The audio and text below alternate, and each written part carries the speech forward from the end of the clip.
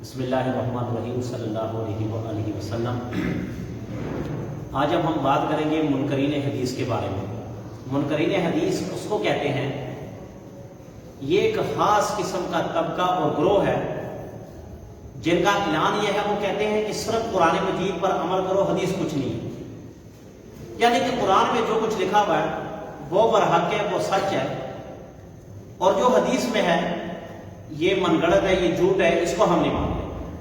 ان کا عقیدہ یہ ہے، میں صرف 2-4 مثالیں دے کر ان کو سمجھانا چاہتا ہوں کہ اگر آپ حدیث پر عمل نہیں کریں گے، صرف قرآن کی بات کریں گے، تو خدا کی قسم قرآن خالی حدیث کے بغیر سمجھ ہی نہیں آتا۔ اب دیکھیں 5 نمازوں کے نام مجھے کوئی قرآن مجید سے دکھا دے، آپ کو نہیں ملیں گے۔ اسی طرح یا ایھا الذین آمنوا کتب علیکم الصیام کما کتب علی الذین من قبلکم، کہ اے مومنو تم پر روزے فرض کیے گئے۔ اب مجھے قرآن مجید سے کوئی دکھا دے کہ کون سے مہینے میں رمضان ہے اور کس دن ہم نے روزہ رکھنا ہے، اس کا طریقہ کار کیا ہے، اس کی ٹائمنگ کیا ہے، یہ بھی تو پتہ ہونا چاہیے۔ قرآن مجید میں ہے حج آپ پر فرض کر دیا گیا ہے، اب حج کا طریقہ کون بتائے گا، یہ حدیث بتائے گی۔ اسی طرح آپ قرآن مجید سے مجھے کلمہ ثابت کر کے دکھا دیں، یہ جو ہم پڑھتے ہیں لا الہ الا اللہ محمد رسول اللہ، جس کو پڑھ کر ہم مسلمان ہوتے ہیں، آپ یہ قرآن مجید سے ثابت کر دیں، یہ قرآن مجید میں آپ کو ملے گا نہیں، تو حدیث میں اس کا اثبات آتا ہے، حدیث پہ جا کے یہ مکمل ہوتا ہے۔ اچھا، انہوں نے کیا کیا، ایک بندے کو پکڑا اور اسے کہا کہ جو کٹے کا گوشت کھائے گا، مرغی کا گوشت کھائے گا، اس کا جنازہ نہیں ہوگا۔ انہوں نے کہا، منکر حدیث ہے، کہ جو کٹے کا گوشت کھائے گا، بکرے کا گوشت کھائے گا، مرغی کا گوشت کھائے گا، اس کا جنازہ نہیں ہوگا۔ اب یہ سادے لوگ، انسانوں کو جو سادے لوگ ہوتے ہیں، ان کو بلا کیا کرتے ہیں، گمراہ کرنے کی کوشش کرتے ہیں۔ اب میں بھی اس چیز کو مانتا ہوں، جو مرغی کا گوشت کھائے گا، جو کٹے کا گوشت کھائے گا، جو بکرے کا گوشت کھائے گا، اس کا جنازہ نہیں ہوگا۔ اب آپ حیران ہو گئے کہ نہیں ہوگے؟ اب سارے سوچ رہے ہیں کہ یار یہ ہم کھاتے بھی ہیں اور ہمارا جنازہ بھی نہیں ہوگا۔ بھائی جنازہ مردے کا ہوتا، زندے بندے کا کبھی جنازہ ہوا؟ تو پھر گوشت زندہ کھاتا کہ مردہ کھاتا ہے؟ زندہ۔ اب ایک بندہ زندہ تو گوشت کھائے گا، مرا ہوا کبھی گوشت کھائے گا؟ کبھی نہیں کھائے گا۔ لوگوں کو پنساتے ہیں۔ اب وہ جو سادہ لوگ انسان ہوتے ہیں نا، وہ اس کو دیکھ کر پریشان ہو جاتے ہیں کہ یار یہ کیا بات ہے، جو گوشت کھائے گا اس کا جنازہ نہیں ہوگا۔ یہ منکر حدیث کا فتنہ اتنا پھیل چکا ہے، اتنا پھیل چکا ہے کہ اس نے کئی مسلمانوں کو اپنے لپیٹ میں لے لیا۔ اچھے مسلمان، 5 وقت کے نمازی، جنہوں نے حج کیے ہوئے، جنہوں نے عمرے کیے ہوئے، وہ اس چیز میں مبتلا ہے، وہ مانتے نہیں اس چیز کو کہ واقعی حدیث کوئی چیز ہے۔ بھائی اگر قرآن کا اس بات، قرآن کو مکمل پڑھنا چاہتے ہیں تو حدیث کی طرف جانا پڑے گا۔ الف لام میم ذالک الکتاب لا ریب فیہ، ذالک الکتاب، یہ کتاب جس میں شک کوئی نہیں ہے، یہ کتاب کون سی کتاب مراد ہے، یہ حدیث آپ کو بتائے گی اس سے کون سی کتاب مراد ہے۔ نبی پاک صلی اللہ علیہ وآلہ وسلم پورے قرآن مجید میں آپ کی بیویوں کا ذکر ہی نہیں ہے، آپ کی اولاد کا ذکر نہیں ہے۔ اب قرآن مجید میں صرف اتنا آتا ہے ازواجہم و امہاتہم، کہ آپ کی بیویاں امت کی مائیں ہیں۔ اب مجھے کوئی یہ بتائے کہ پوری قرآن مجید میں مجھے حضرت عائشہ کا نام دکھا دے، خدیجہ کا نام دکھا دے، سمیہ کا نام دکھا دے، صفیہ کا نام دکھا دے، کہیں نہیں ملے گا۔ حدیث ہے، اور یہ حدیث کا انکار، یہ آپ صلی اللہ علیہ وآلہ وسلم کی ذات کا انکار ہے۔ کئی ایسے فتنے ہیں، اور انہی کے ساتھ فتنہ جو ملا ہوا ہے وہ قادیانیت کا فتنہ ہے۔ اب وہ آپ کو اس طریقے میں پکڑ لیں گے، اب آپ حدیث سنائیں گے، اچھا آپ سے پوچھیں گے آپ یہ بتاؤ کہ نبی آخر زمان نبی ہے، ان کے بعد کوئی نبی ہے؟ آپ کہو گے نہیں، ان کے بعد کوئی نبی۔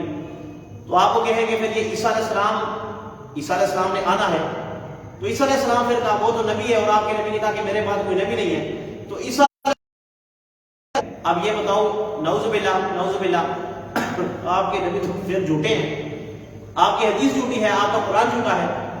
اب جو سادے لوگ ہوتے ہیں نا، وہ پھنس جاتے ہیں، اور وہ ان کی باتوں میں آ کر ان کا دل اطمینان بڑھ جاتا ہے، اور وہ اس میں آ کر اس فطرے میں مبتلا ہو جاتے ہیں، مسلمانیت سے باہر ہو جاتے ہیں۔ حالانکہ اس کا جواب یہ ہے، عیسیٰ علیہ السلام جب آئیں گے وہ نبی بن کر نہیں آئیں گے، وہ امتی بن کر آئیں گے۔ نبوت پہلے ان کے پاس تھی،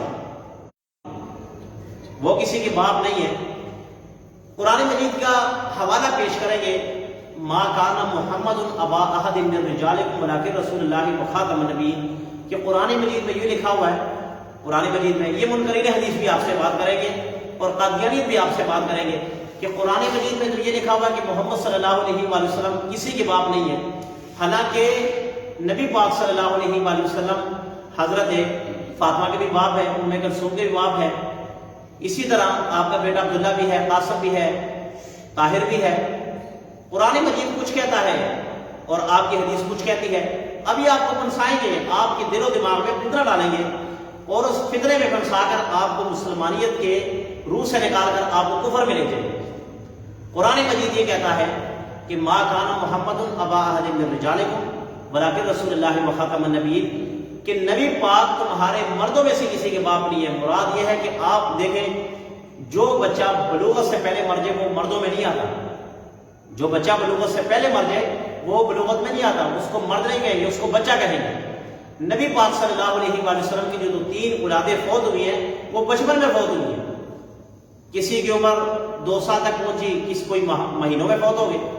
تو قرآن مجید تو سچا ہے۔ اور پھر ان سے یہ پوچھیں، ان کو تفصیل بتائیں کہ قرآن مجید فرقان حمید کی یہ آیت کب اتری، اس کا مقصد کیا ہے، اس کی تشریح کیا ہے۔ یہ تشریح آپ اس کو سمجھائیں، بجائے کہ آپ کو کافر کریں آپ اس کو مسلمان کریں۔